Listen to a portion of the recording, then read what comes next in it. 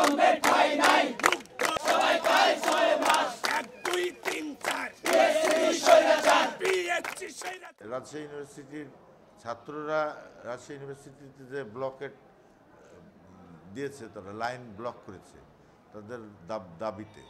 তার জন্য আমার রাজশাহী স্টেশনে বিকেল 4টার সময় যে পদ্মা ছেড়ে যায় সেটা যেতে পারেনি।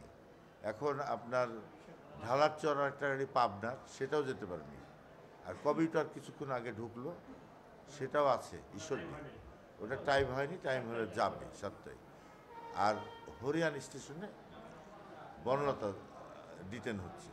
এই অবস্থা এখন পর্যন্ত ডিসিশন পায়নি। ডিসিশন হলেই সঙ্গে সঙ্গে সমস্ত গাড়ি চলা শুরু হবে।